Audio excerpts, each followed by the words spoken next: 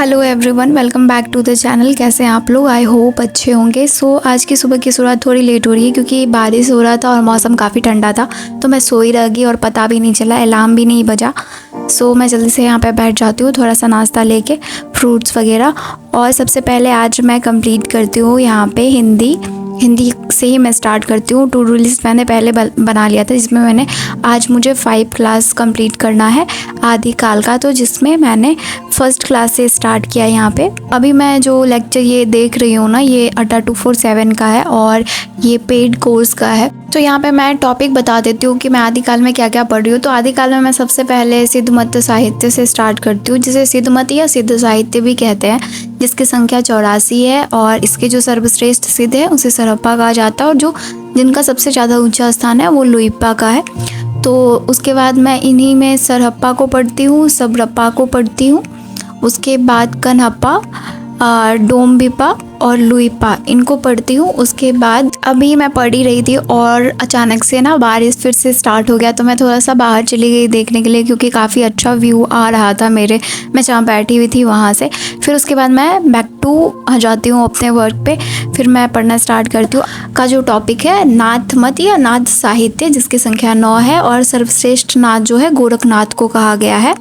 तो इसमें मैं इनको डिटेल से पढ़ती हूँ। गोरखनाथ के बाद जैन मत साहित्य को कंप्लीट करती हूँ। जैन मत साहित्य में जो जैन कवि हैं, जिसमें शालिभद्र सगु कवि आ जाते हैं, और फिर उसके बाद आ जाते हैं विनय चंद्र सूरी। उसके बाद अन्य रास काव्य एवं कवि। तो ये नोट्स वो है जो आज मैंने कंप्लीट किया है, इसको मैंने यहाँ पे अटैच कर दिया। इसके बाद मैं ब्रेक ले लेती हूँ, मुझे नहाना था और फिर खाना भी बनाना था, और फिर उसके बाद मैं चली जाती हूँ थोड़ा सा एडिटिंग करने के लिए। अभी भी यहाँ बारिश हो ही रही थी, छूट तो रहा ही नहीं है, पता नहीं और कितना डूबने वाला है पटना। उसके बाद मैं एडिटिंग वगैरह करने के बाद 3 बार मैं पढ़ने के लिए बैठती हूँ। अभी मैं INM पढ़ने के लिए बैठती हूँ, जिसमें कि नेक्स्ट टॉपिक था क्रांतिकारी राष्ट्रवाद। इसी को मैंने डिटेल में पढ़ा, जिसमें मैंने पूर्व की घटनाओं को भी देखा, फिर बंगाल आ जाता है, फिर पंजाब आ जाता है। इन सबको डिटेल में पढ़ने के बाद मैंने उसका नोट्स थोड़ा बहुत प्रिपेयर कर लिया। उसके बाद मैं बीच में ब्रेक लेती हूँ और फिर बैठती हूँ, वही जो मैंने नोट्स नहीं लिखा था उसको लिखने के लिए बैठ जाती हूँ। क्योंकि मैं नोट्स इसलिए लिखती हूँ, मुझे थोड़ा उससे याद हो जाता है लिखने से, इसलिए मैं लिखती हूँ नोट्स। बाकी अगर आप नहीं करना चाहते तो आप नहीं भी कर सकते, आपको जैसा ठीक लगता है आप वैसा कर लीजिए।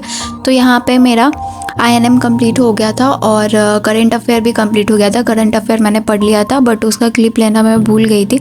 और अब मैं ब्रेक के बाद बैठती हूँ बिहार स्पेशल के लिए, या बिहार जी के कह सकते हैं। यहाँ आपको इतनी खुशी इसलिए जाहिर कर रही हूँ क्योंकि मेरे चैनल का अच्छा खासा ग्रोथ हो रहा है। जैसे ही मैं यहाँ पढ़ने के लिए बैठती हूँ तो लाइट कट जाता है, और उसके बाद मैं बताऊँ ना तो यहाँ क्लासेस चल ही नहीं रही थी, ओपन ही नहीं हो रहा था, नेट ही नहीं चल रहा था, फिर क्या क्या हो रहा था पता नहीं।